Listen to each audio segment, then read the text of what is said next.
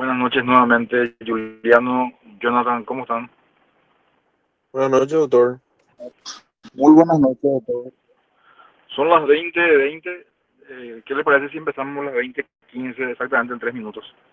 Sin problema, doctor. Excelente, doctor querido. Muy bien.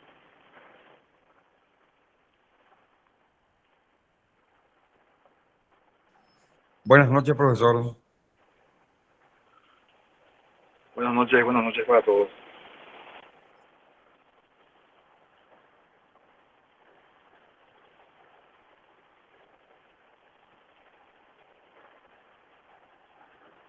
Buenas noches, doctor, ¿cómo le va? Buenas noches, José, un saludo.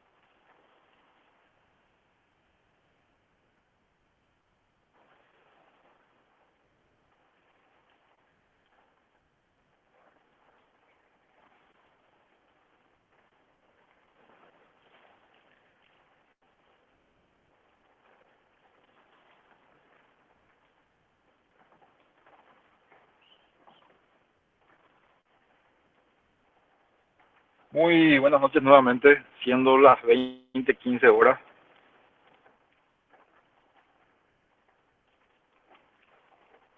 Buenas noches, doctor. Nos encontramos en este espacio virtual. Muy buenas noches, muy querido y respetado ministro Víctor Ríos, en la persona de Juliano y de Jonathan. Muy buenas noches para todos los estudiantes. Espero que se encuentren bien. Nos encontramos, como decía anteriormente, en este espacio virtual a fin de retomar las clases de esta asignatura tan importante para la vida institucional y jurídica de la República del Paraguay, como es Derecho Constitucional. Luego del permiso que le fue otorgado al doctor Luis Lescano Claude, hemos buscado quién podría reemplazar y llevar adecuadamente, con capacidad, con expertise, esta asignatura que, como dije anteriormente, es tan importante para la vida jurídica de la República del Paraguay. Y luego de mucho insistir y buscar persuadir al doctor Víctor Ríos, él aceptó este desafío. Le agradecemos con absoluta sinceridad desde la dirección académica de la Facultad de Derecho de la Universidad Nacional de Asunción que haya apostado a este desafío, habiendo ya iniciado otro docente eh, parte o gran parte inclusive del desarrollo de la malla curricular. Por eso quería estar con usted en este primer día de clases con el doctor Víctor Ríos, presentarlo. Es una persona que se ha formado en una universidad muy importante de la República Argentina. Él va a hablar seguramente, que si así le parece, un poco más sobre eso. También ha tenido una destacada labor en el ámbito parlamentario, también muy vinculado siempre a la educación de nuestro país.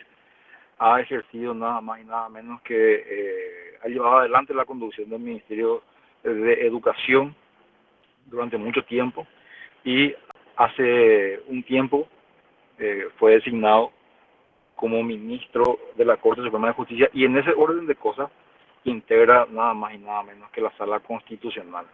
Quería agradecer, ministro, el aceptar este desafío, ¿verdad? Siempre comprometido con la educación paraguaya y puntualmente con los aspectos que rigen la vida jurídica de nuestro país en la asignatura de Derecho Constitucional. Quería nada más señalar esto, presentarle, agradecerle nuevamente a usted, decirle a los estudiantes que presten mucha atención, que traten de formarse siempre, porque depende de su formación el ejercicio de su profesión posteriormente. Le pido también que me sepan disculpar porque no está encendida mi cámara. Resulta que aquí en la Facultad de Derecho en Trinidad ha caído una copiosa lluvia y la intermitencia del internet no me permite abrir la imagen. Así que le pido por favor que me sepan disculpar. Doctor Víctor Ríos, lo escuchamos.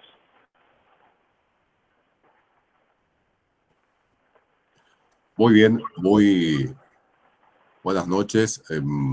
Muchas gracias, profesor doctor Carlos María Aquino, director académico de la facultad más antigua, más grande y más prestigiosa, la facultad de Derecho más antigua y más prestigiosa del Paraguay, que es la Facultad de Derecho UNA. Así es que estoy muy honrado por esta invitación, por este desafío que me ha planteado el doctor Aquino a través del Consejo Directivo de la Facultad, de su dignísima señora decana, la doctora Miriam Peña.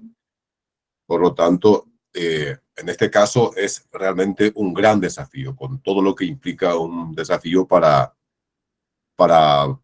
cualquier profesional. O sea, la historia del Paraguay en gran medida pasó y pasa por la UNA y fundamentalmente por Derecho UNA. Esto es así, es cuestión de mirar un poquito nuestra historia política, nuestra historia institucional, y la Facultad de Derecho UNA es omnipresente en la evolución histórica, institucional, política, social de nuestro país, y la Universidad Nacional de Asunción es omnipresente en todas las dimensiones de la evolución histórica del Paraguay. Por eso, doctor Aquino, le agradezco públicamente esta iniciativa y también a través suyo al Consejo Directivo, a la señora decana, al señor vicedecano, por este honor. Y también en la persona de Jonathan y de Juliano, saludo a los centenares de estudiantes que hoy forman parte de esta conexión. Está de más decirle que es un gran compromiso, aparte del honor de ser parte de la UNA, de Derecho UNA, tener que suplir a un hombre paradigmático del derecho constitucional paraguayo, que es el doctor Luis Lescano Claude. Es un gran compromiso. Obviamente, yo sé que el doctor Aquino es muy amable conmigo y por eso dijo, buscamos a alguien que tenga la formación suficiente para reemplazarlo al doctor Lescano Claude. Eso no es posible. Realmente el doctor Lescano Claude es irreemplazable, pero vamos a hacer el esfuerzo de no defraudar la confianza de la facultad y de no defraudarles a ustedes, chicos y chicas que están cursando la carrera. Y como dijo el doctor Aquino, es cuestión de estudiar. Esto implica mucho esfuerzo, mucho trabajo. Y algunas aclaraciones. Les quiero mencionar que yo entiendo perfectamente, estamos ya culminando el semestre. Sería una locura pretender hacer cambios revolucionarios. Vamos a avanzar dentro de los parámetros que estaba desarrollando el profesor con ustedes en la cátedra. Vamos a trabajar con los delegados, con los representantes, en todos los aspectos. En cuanto a la evaluación, vamos a consensuar. Yo siempre, hace más de 20 años que soy docente también en una universidad pública, que es la Universidad Nacional del Pilar, y soy alguien que no concibe la evaluación como un castigo, como una amenaza permanente o como una trampa para que los chicos y las chicas se aplacen. Mis ex alumnos pueden dar fe de esto. Siempre he trabajado en base al consensuar, los parámetros generales de la evaluación, y esto vamos a hacer a través de los delegados estudiantiles, que yo sé que son excelentes estudiantes y excelentes gestores de los intereses de sus compañeros y de sus compañeras. Tengo entendido que todavía hay que hacer un trabajo práctico. Acabo de pasarle al doctor Aquino, al director académico, una conferencia que dicté hace poco vía Zoom con la Academia Mexicana de Derecho, precisamente sobre el tema que, por lo que veo aquí, es la última unidad de la materia, que es la jurisdicción constitucional. Me invitaron a dar una charla sobre génesis, desarrollo y consolidación de la sala constitucional en Paraguay. Creo que ese material puede servir para el trabajo práctico de ustedes, pero necesito que lo evalúe previamente el doctor Aquino con los exigentes indicadores que se manejan, para ver si ese material puede servir para el trabajo práctico de ustedes. Y bueno, y en todos los demás aspectos, en todo lo que tiene que ver con el desarrollo del curso, repito, vamos a estar conversando asiduamente y decidiendo las cosas de consenso. No sé, espero, yo soy el viejazo, quiero que sepan, yo soy profesor del pizarrón y tiza, pero esto va cambiando, no solamente por la irrupción de la pandemia, las nuevas tecnologías de la información y la comunicación irrumpieron con mucha fuerza en la educación, sino que esto es algo que ya se venía de hace rato.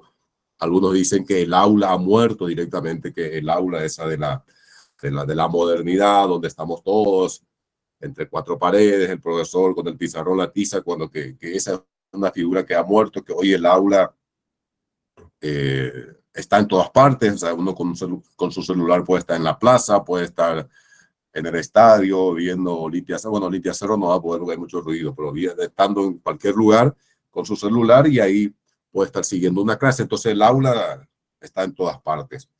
Entonces, obviamente, dar 2 horas de clase en estas condiciones es incivilizado, así es que también vamos a tener que recurrir al método, ¿cómo se llama? Asincrónico. Vamos a grabar algunas cápsulas de 10-15 minutos para que ustedes puedan seguir.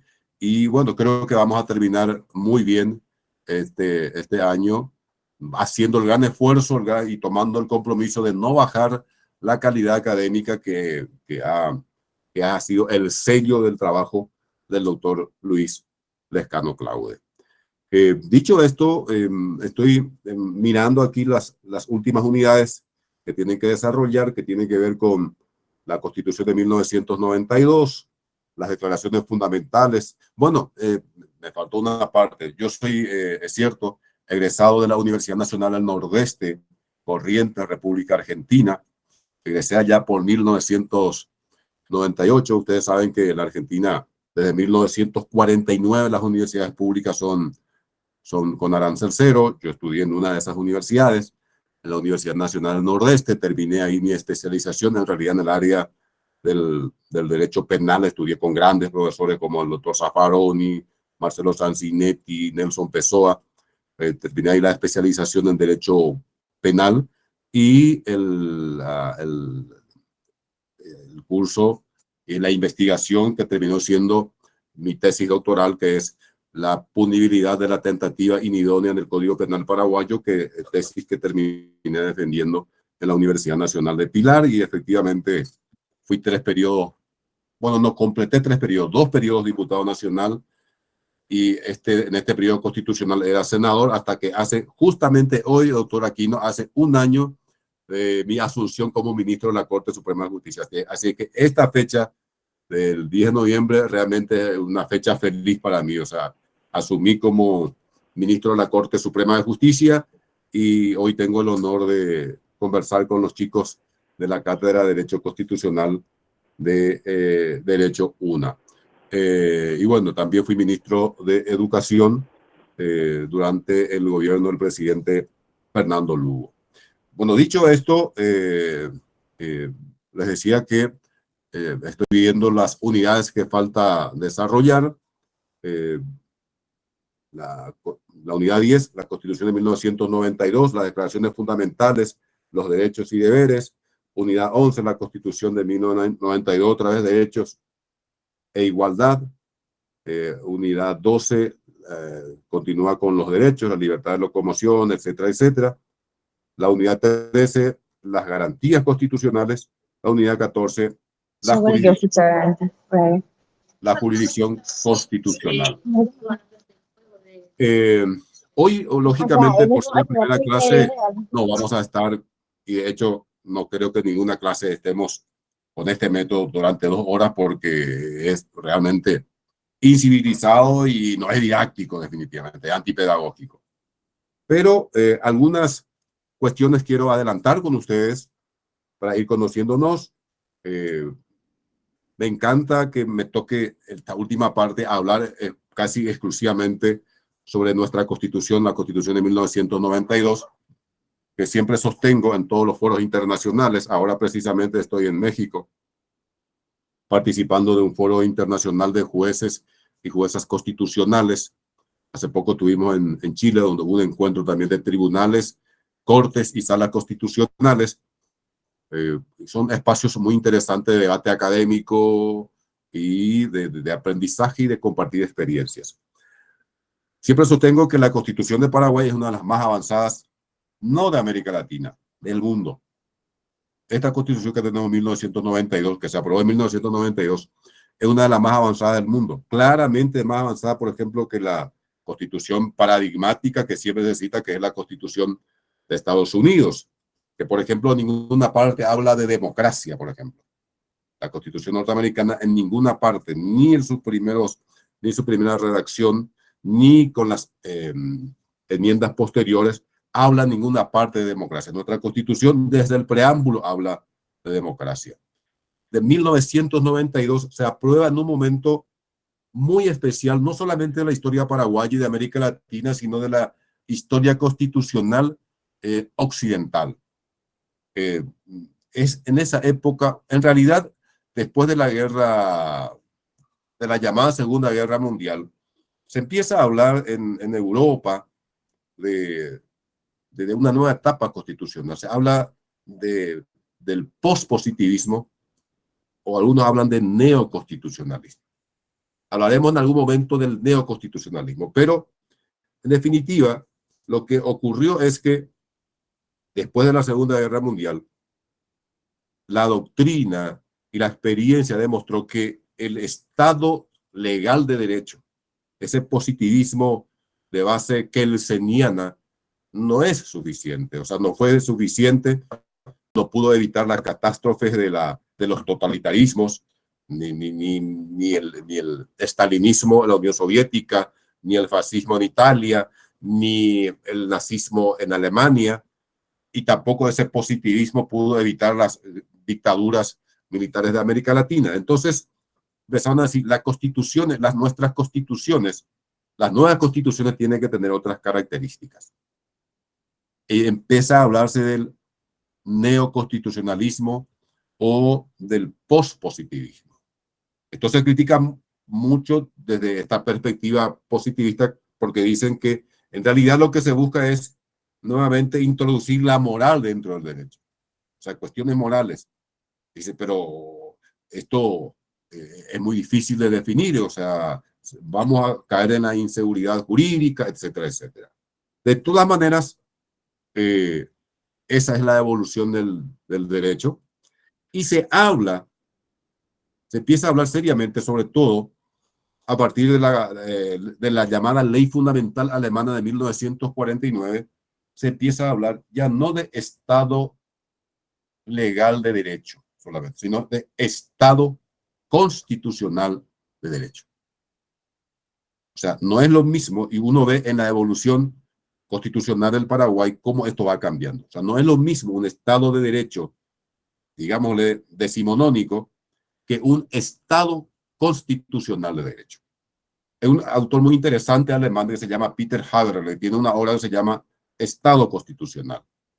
Y ahí define las características que debe tener un Estado constitucional, que en algún momento vamos a discutir también con ustedes. ¿Esto a qué lleva también? Lleva también a lo que, por ejemplo, Ricardo Guastini, un pensador, un constitucionalista italiano, denomina la constitucionalización del derecho, o la constitucionalización, perdón, no del derecho, de los derechos.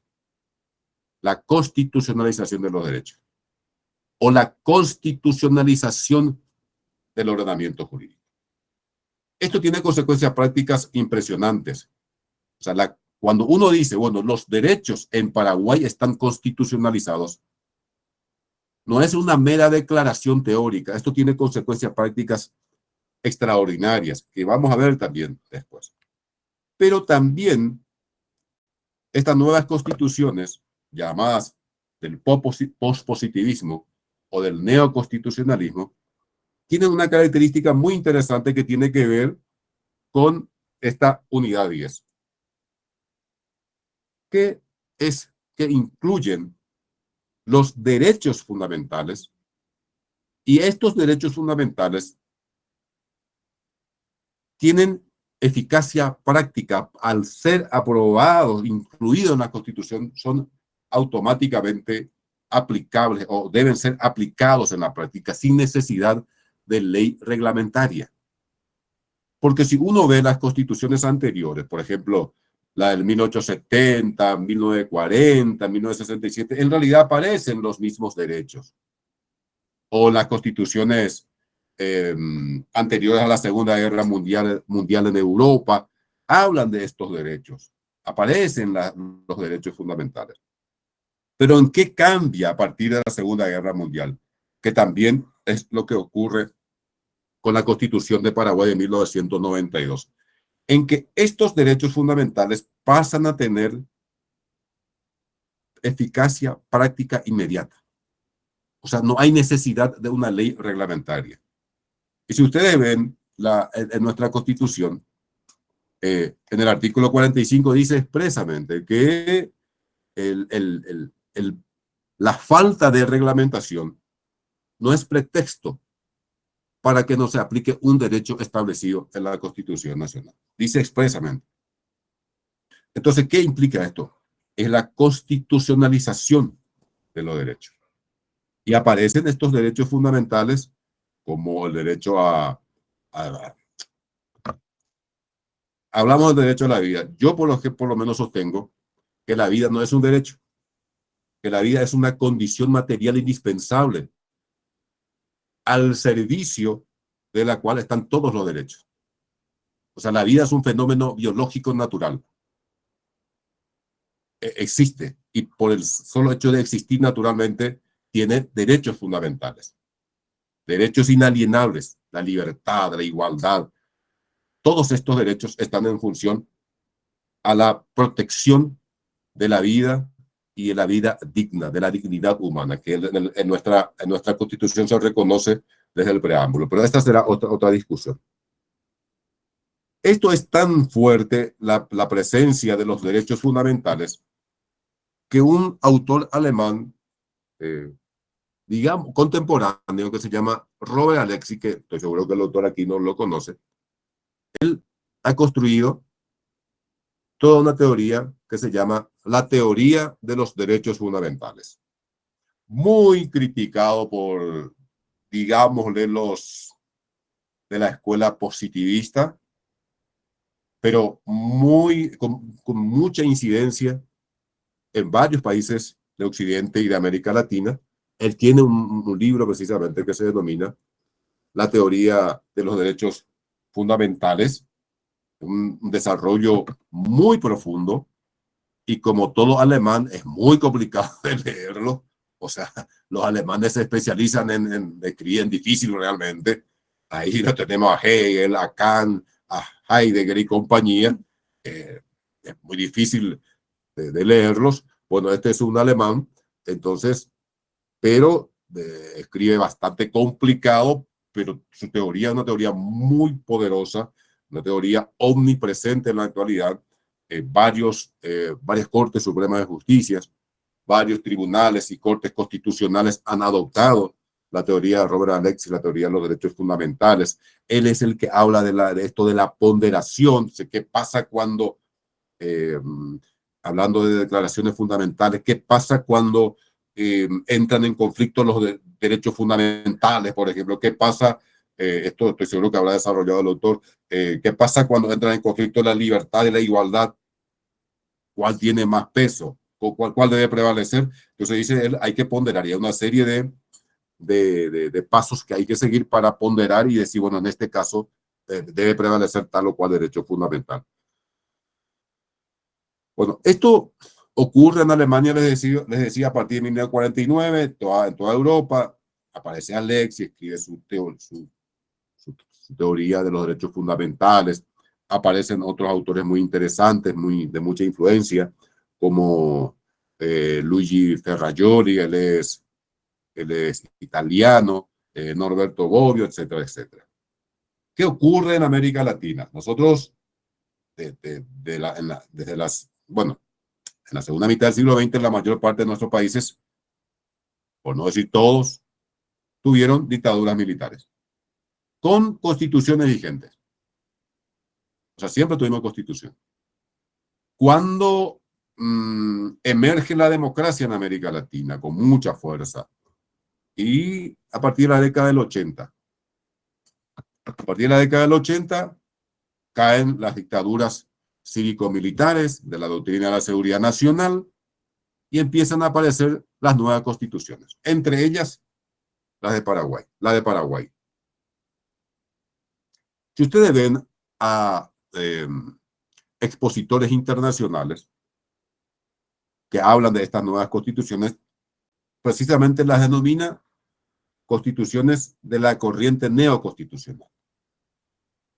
Y citan la de Brasil, citan la Constitución de Colombia, citan la Constitución de la reforma constitucional del 94 de la Argentina, citan a la Constitución ecuatoriana, a la Constitución boliviana, a la venezolana, etcétera. Inclusive dicen que hay dos etapas. Hay una etapa primera donde estuvo Brasil, Argentina, etcétera, y hay una segunda etapa donde aparecen otras constituciones como la de Bolivia, Ecuador, que inclusive ya reconocen, por ejemplo, derechos a la naturaleza.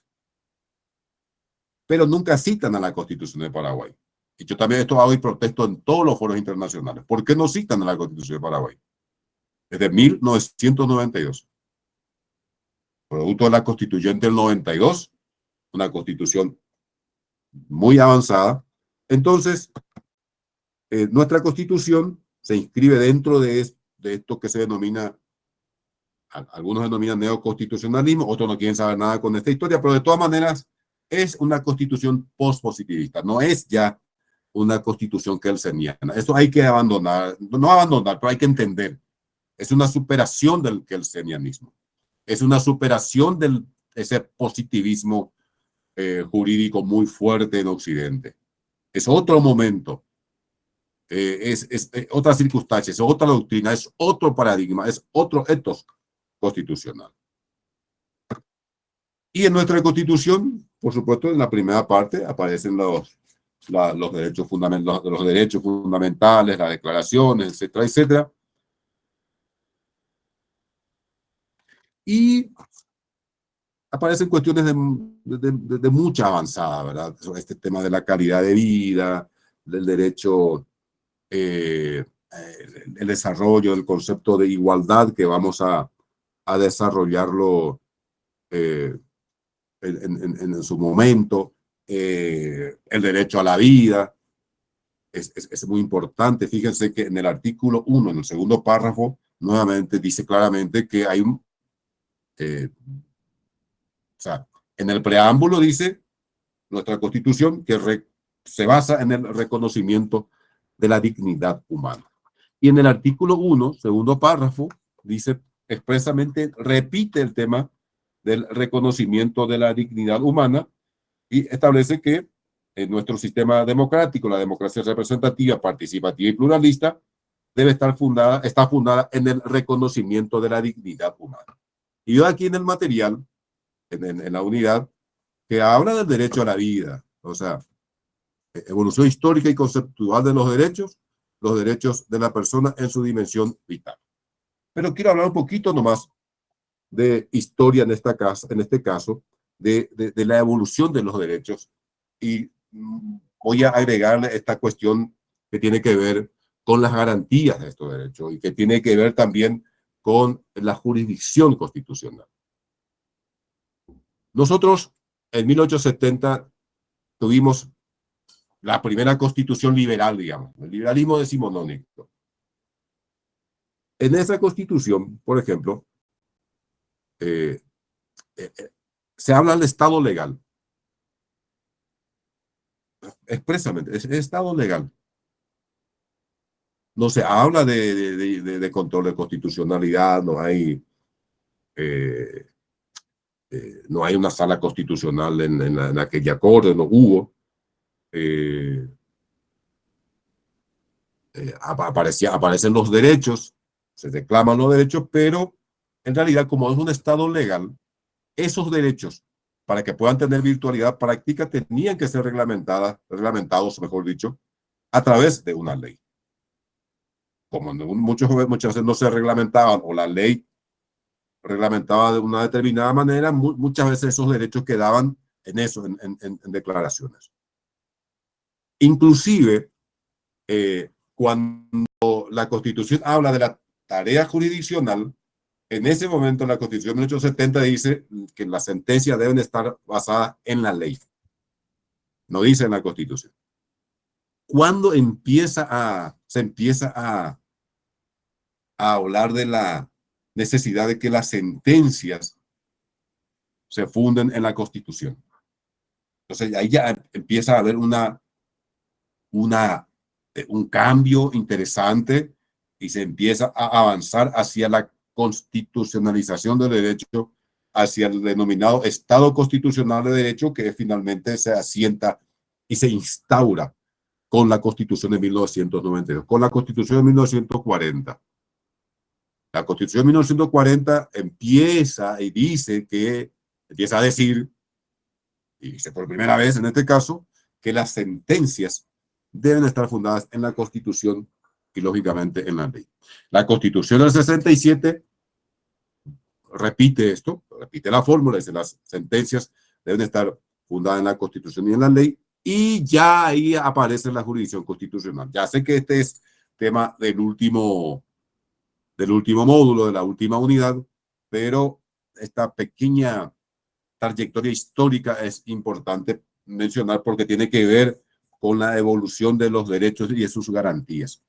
En la Constitución del 67 ya se empieza a establecer el control, expresamente el control de constitucionalidad. Dice en la Constitución que esa es tarea de la Corte Suprema de Justicia y las sentencias deben estar basadas en la Constitución y deben estar basadas en la ley. Ahora, con la Constitución de 1992, se mantiene la fórmula de que las sentencias deben estar fundadas en la Constitución, y en realidad, ya esto hay que mencionar, en los tratados internacionales y en la ley. Esto es muy importante. Normalmente, con esto tenemos nosotros una deuda con el llamado derecho convencional. Fíjese cómo es interesante la evolución de los derechos, o sea, de una mera, bueno, yo sé que suena fuerte, pero permítanme usar este término, permítanme usar, porque después algún constitucionalista ferviente defensor de la Constitución de 1870 se va a enojar conmigo, pero me permito esta licencia porque estamos en un ámbito académico.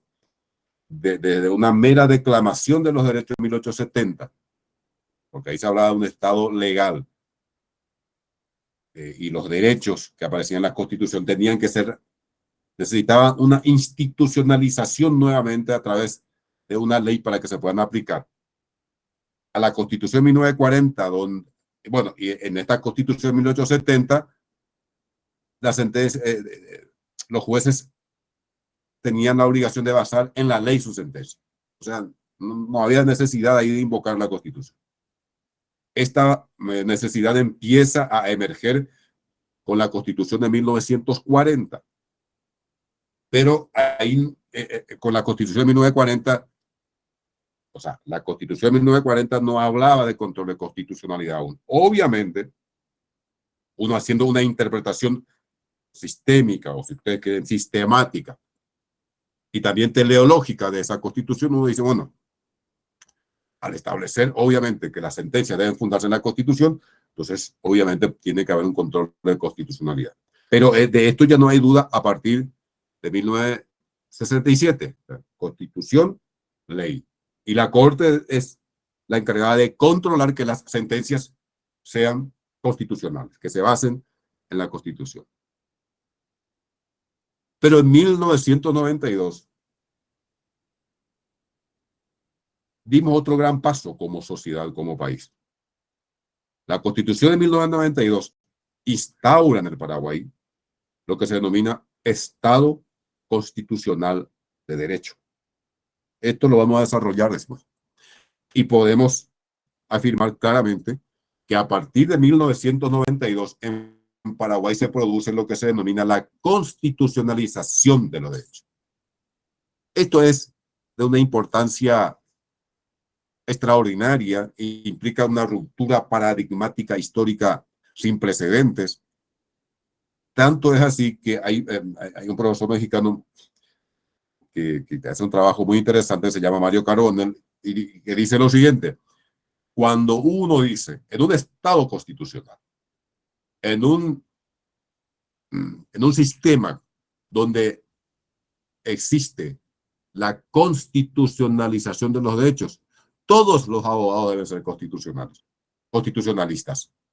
Es decir, Obama, esta historia de, ay, fulano, vamos a recurrir porque fulano, mengano, ellos son constitucionalistas. No. Estamos en un sistema, un ordenamiento jurídico constitucionalizado. Por lo tanto, todos los abogados y todas las abogadas deben ser constitucionalistas. Es decir, podemos decir que el derecho constitucional es la materia más importante de la carrera. Bueno, no, broma, espero que no se enojen los profesores de las otras cátedras, pero en un Estado constitucional, con derecho constitucionalizado, necesariamente todos los abogados y todas las abogadas debemos ser constitucionalistas. Pero ¿cuál es el otro gran cambio que introduce la Constitución de 1992 en materia de derechos y garantías de los derechos? Es la introducción, o si ustedes quieren, la incorporación del denominado derecho convencional o protección convencional de los derechos. ¿Por qué? Porque, a ver, es importante mencionar como dato que la primera ley de la transición democrática en Paraguay, en 1989, la primera ley dictada en democracia, es la ley que ratifica, que aprueba y ratifica la Convención Americana sobre los Derechos Humanos, el llamado Pacto de San José de Costa Rica. Pero en 1992,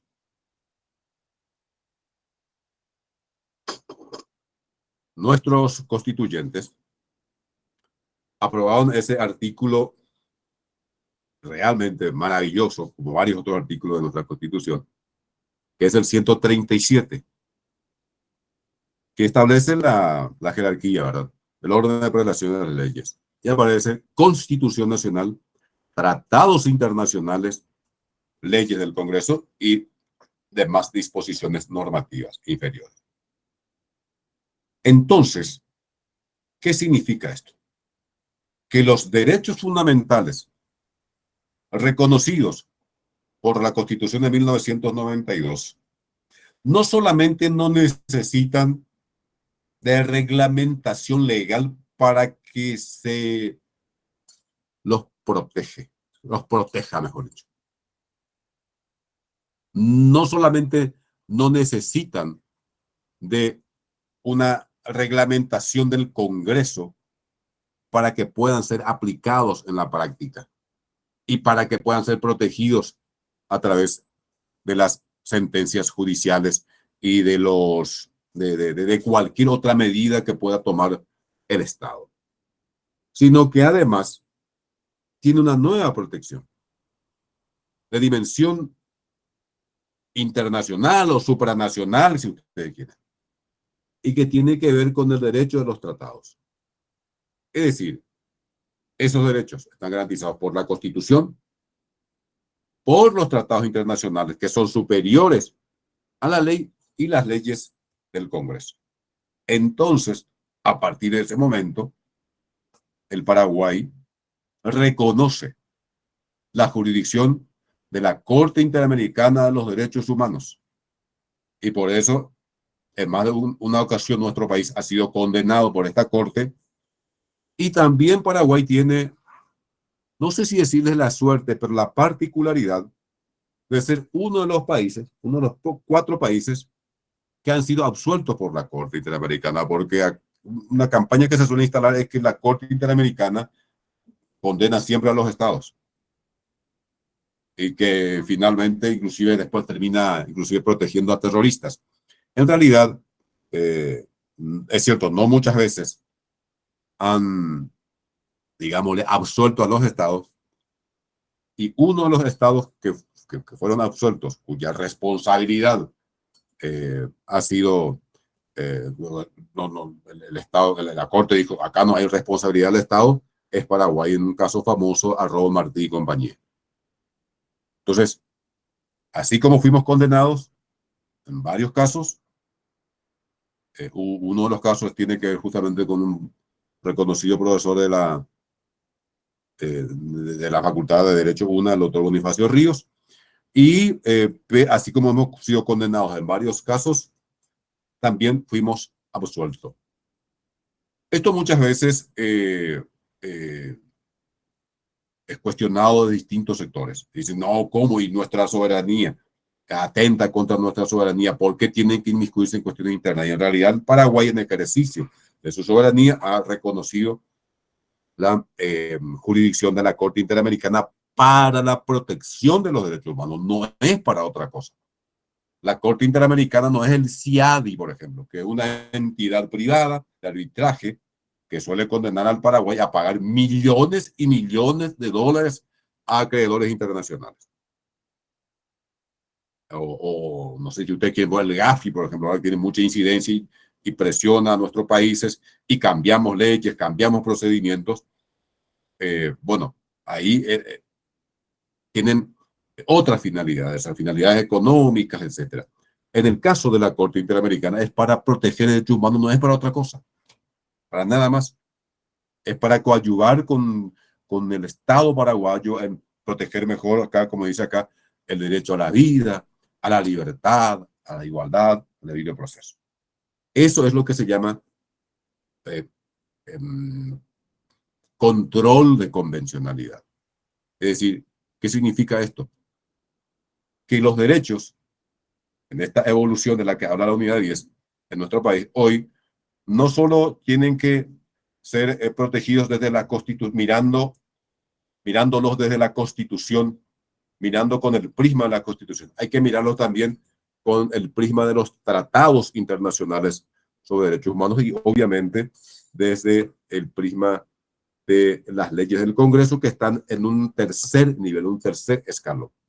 Por eso, por lo menos hace un tiempo, nosotros en la Sala Constitucional hemos emitido sendos votos donde decimos a los jueces, a todos los jueces de la República, que deben hacer lo que se denomina control constructivo de convencionalidad o control constructivo de constitucionalidad, etcétera, etcétera, que vamos a temas sobre los cuales vamos a explayarnos en las pocas clases que nos quedan y que sirven para que, bueno, estemos participando de varios debates tanto a nivel nacional e internacional. Entonces, hoy en el Paraguay, en definitiva, para culminar este pantallazo, digamos, sobre la evolución histórica de los derechos, creo que estamos en un momento histórico muy importante.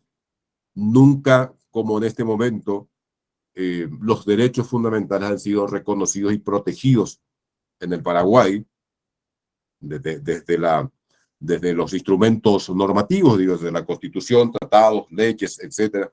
Tenemos varias convenciones internacionales, no solamente el Pacto San José de Costa Rica, está el Pacto Internacional sobre los derechos económicos, sociales y culturales, derechos civiles y políticos, Convención sobre los derechos del niño, que dicho sea de paso es la convención internacional que más países han ratificado, la Convención sobre los derechos del niño, todas convenciones, todos instrumentos internacionales para la mejor protección de los derechos fundamentales. En definitiva, entonces, hoy podemos decir, bueno, por lo menos es una primera aproximación, que ya que esta unidad 10 tiene como título la Constitución de 1992, podemos decir que la Constitución de 1992 en Paraguay ha instaurado, establecido el denominado Estado Constitucional de Derecho. A partir de 1992, el ordenamiento jurídico paraguayo, para que vean ustedes la importancia, repito, de la materia derecho constitucional, que hay que decir también, derecho constitucional no es solamente la Constitución. Hace poco un profesor argentino me decía lo siguiente, y tiene razón, dice, lo que pasa es que en nuestras facultades de derecho en general, ¿verdad? No solamente en un país, sino en general en nuestros países, en nuestras facultades de derecho se enseña muy bien los códigos. O sea, se enseña muy bien código penal, se enseña muy bien código civil, se enseña muy bien el código procesal penal, código procesal civil, pero hay que enseñar mejor derecho penal, por ejemplo, que va obviamente más allá que el código. Hay que enseñar mejor derecho civil, hay que enseñar mejor derecho procesal, no solamente código. Bueno, y el derecho constitucional también es la misma cosa. Obviamente tenemos que aprendernos la Constitución, sus principios, sus valores, etcétera, etcétera.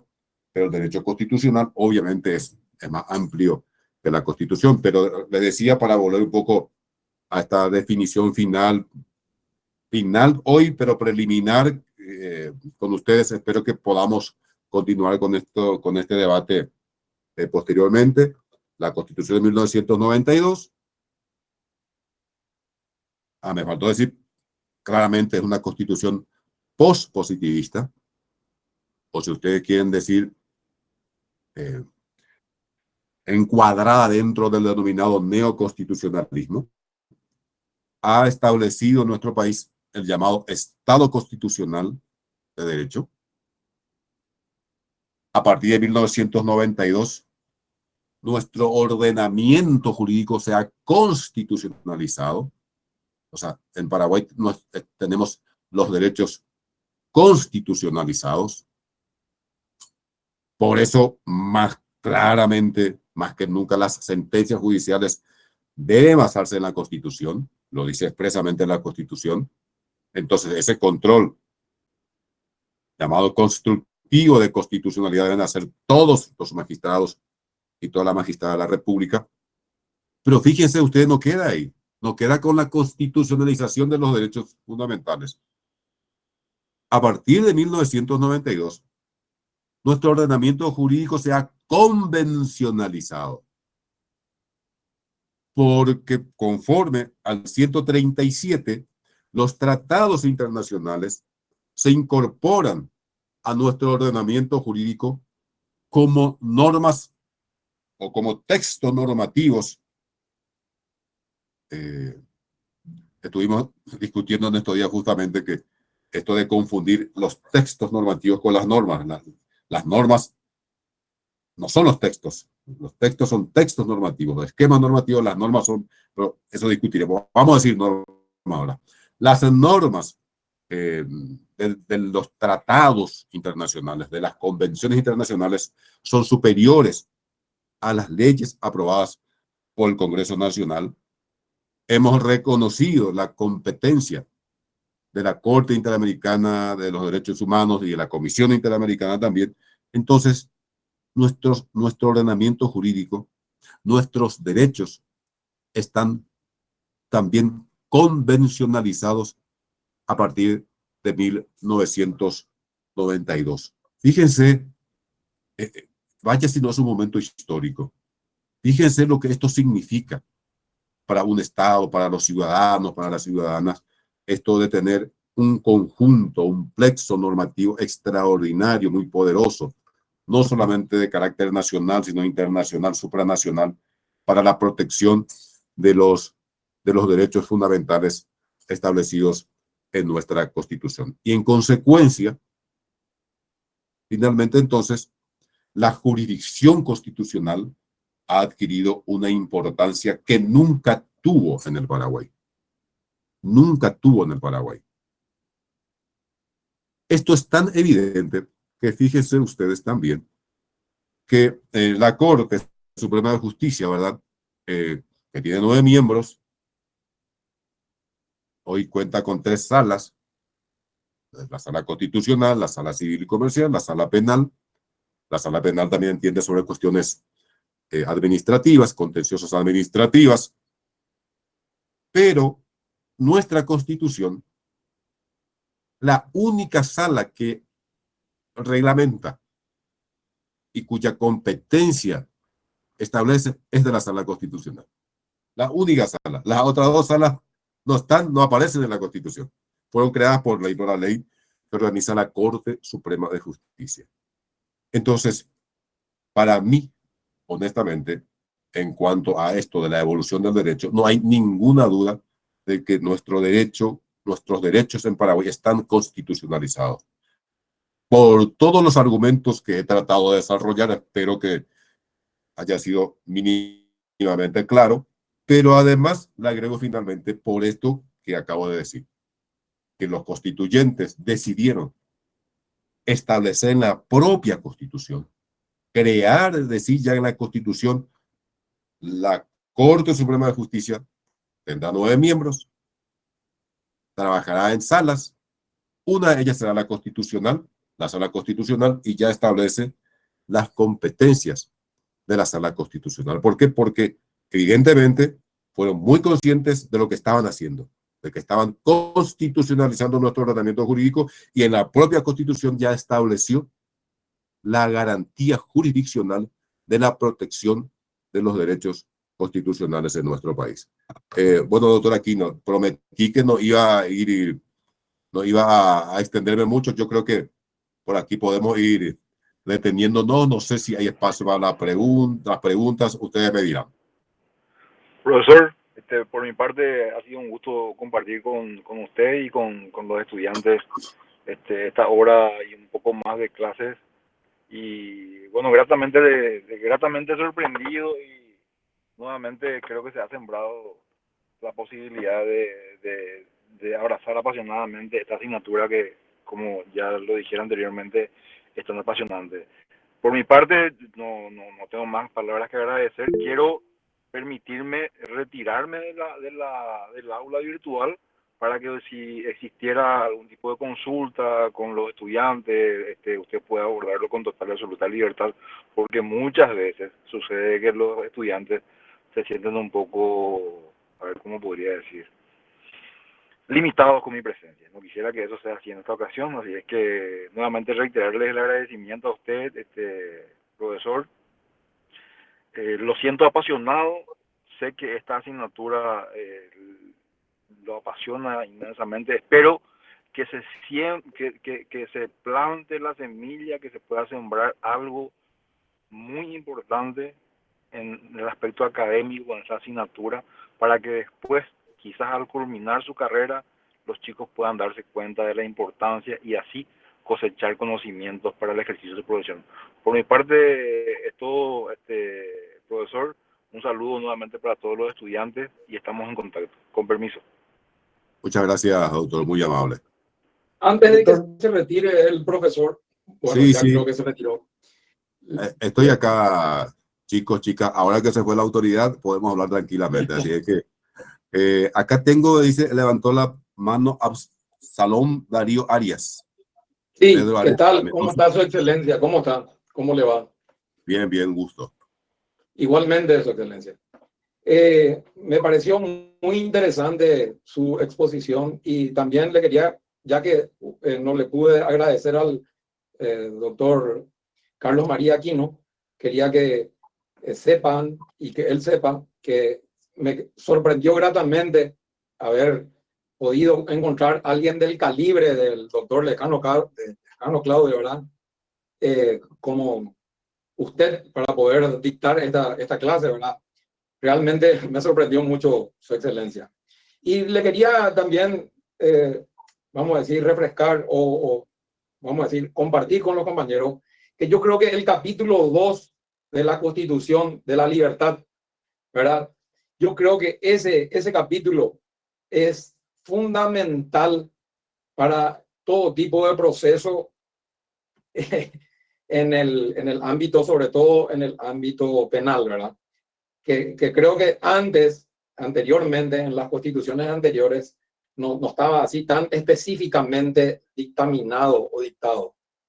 Y eso yo creo que hay que resaltar de nuestra constitución, que coincido con usted, es una constitución muy moderna y a la cual yo particularmente solamente le haría algún pequeño cambio, nada más. Eso es todo, profesor, y le saludo. Muchas gracias, Arias, por tus palabras. Muchas gracias. Obviamente, no, vamos a hacer gran esfuerzo de no bajar el nivel académico, pero repito, el doctor Lescano Claudio es una figura paradigmática del derecho constitucional en Paraguay, pero con la ayuda de ustedes yo creo que nos vamos a desentonar mucho. También acá tengo Pedro Areco. ¿Qué tal, doctor? ¿Cómo estás? Muy bien, muy bien. Yo soy Pedro Areco Locura. La verdad que mira que un orgullo encontrarte. ¿Qué tal? No, quería hacer nomás hincapié. Yuteño, sí, señor. Quería hacer nomás hincapié.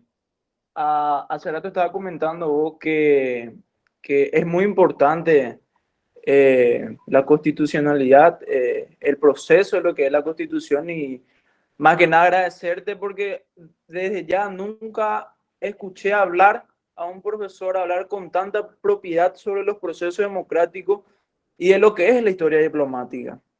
Y yo te siento tan seguro hablando, ¿verdad? Porque vos hoy en día estás en un lugar donde podés hablar con propiedad de cómo se dan la Constitución, o sea, de cómo juzga la gente la Constitución Nacional y los procesos en la que se tienen que llevar las sentencias más delicadas del país. Y también darte la razón, ¿por qué? Porque resulta ser que el año pasado, por ejemplo, tuvimos aplazados masivos sobre el examen de Constitución.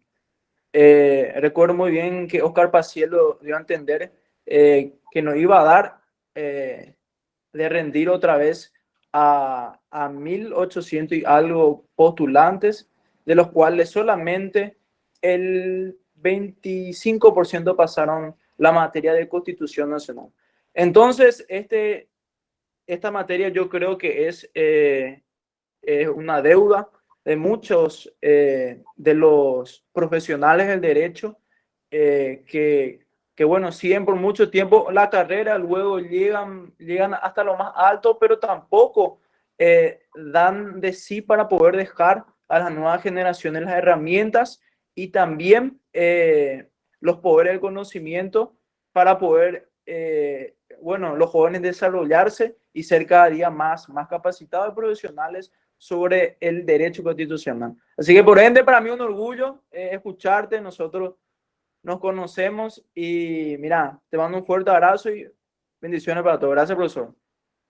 Gracias, Pedro, muy amable. No le hagas payá a los muchachos porque los yuteños son especialistas en hacer payá. Muchas gracias. Yo estoy seguro que la generación de ustedes no va a defraudar la historia repito, de la Facultad de Derecho. Fíjense ustedes, chicos y chicas, yo les voy a decir, tengo experiencia en varias, bueno, en el 100% de las facultades de Derecho de las universidades públicas, que no son una, todas se miran, o sea, todas miran en el espejo de Derecho una. ¿Verdad? Ustedes son modelo para el resto de las universidades. tanto de gestión pública como de gestión privada.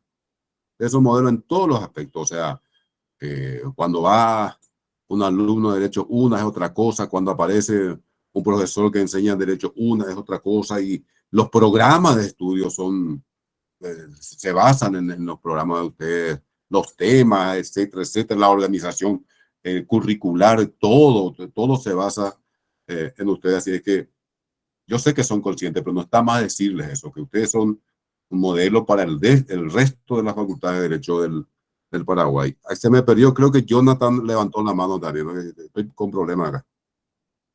Jonathan. Buenas noches, doctor querido.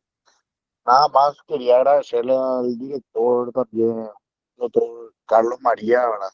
Que nos ayudó en este proceso tan difícil que pasamos y la verdad que como conseguir un profesor, doctor, con la altura que es usted, doctor, eh, me enorgullece bastante y le invito a los compañeros que aprovechen de usted, doctor, y espero que sigamos trabajando juntos. Con Juliano estamos a disposición de usted, doctor. Muchísimas gracias, doctor. Gracias, Jonathan, y ya que participaste, yo te reitero y a Juliano y a través de usted a los chicos y a las chicas que yo estoy a disposición. Yo no soy de mucho protocolo.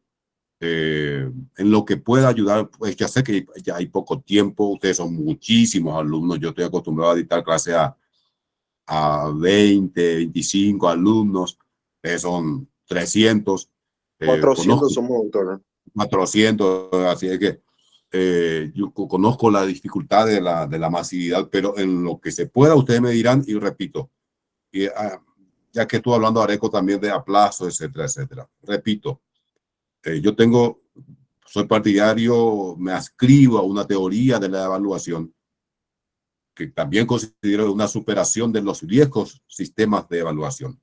O sea, en mi época el profesor que más aplazaba era el mejor profesor. Bueno, ese es un asunto superado, chicos y chicas. Acá hay que, la evaluación no es para aplazar, la evaluación no es para estigmatizar a nadie, al contrario, es para construir entre todos una mejor educación. Entonces, en lo que se pueda, vamos a trabajar en base al consenso y trato siempre de ser coherente con mis postulados. Después, alguien más pidió aquí la palabra que se me borró.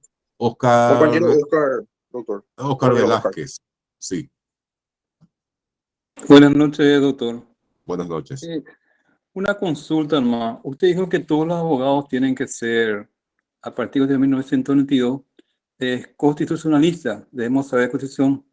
Sí. Yo estoy de acuerdo en eso, pero así como nosotros sabemos Constitución, yo conozco ciertos abogados y jueces que más bien dictan su sentencia basándose en la Constitución, que por ejemplo un derecho laboral o un derecho civil.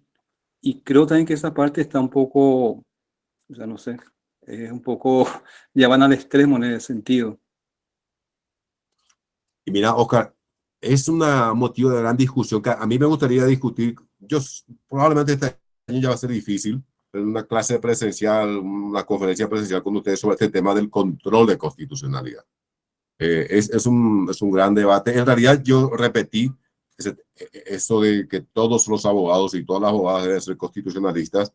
Yo repetí algo que dijo un profesor mexicano, no porque esté ahora justo en México, sino porque siempre lo escucho, se llama Mario Carbonell, y él es el que dice, en un sistema, en un ordenamiento jurídico constitucionalizado, todos los abogados y todas las abogadas deben ser constitucionalistas. Pero ese que planteas es un debate central del funcionamiento de la tarea jurisdiccional de nuestro país, y no solamente en nuestro país, sino en todos los países, por lo menos de Occidente. Gracias, profesor. Gracias, muy amable. ¿Alguien más? Doctor, Por acá. yo quería Sí. hablarte un momento. Aprovechando este espacio que nos está dando, doctor, yo quería darte la bienvenida a la cátedra. La verdad me siento muy contento de sea nuestro docente.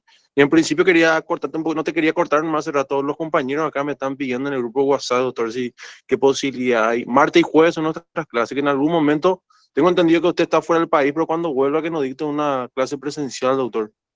Sí, con mucho gusto. Con mucho gusto. Vamos a ir fijando entonces eso, doctor.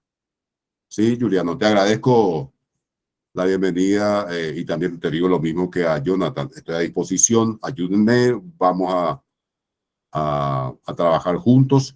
Y sobre la clase presencial es cuestión de que coordinemos. Ustedes me dicen qué día, hora, y ahí estaremos con mucho gusto. Me gusta mucho, yo repito, yo soy profesor de tiza y pizarrón todavía.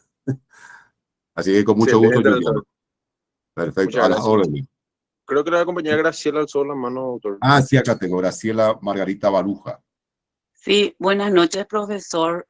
Antes que nada, agradecerle a usted por aceptar este desafío con todo lo que usted es y lo que está llevando también adelante, todos sus compromisos y por darnos esta tranquilidad, porque yo estoy de acuerdo con usted que en nuestros nuevos tiempos el docente debe ser un articulador que debe dirigir a sus alumnos y ya no como antes, que era, como usted dijo, el que más aplaza es el mejor.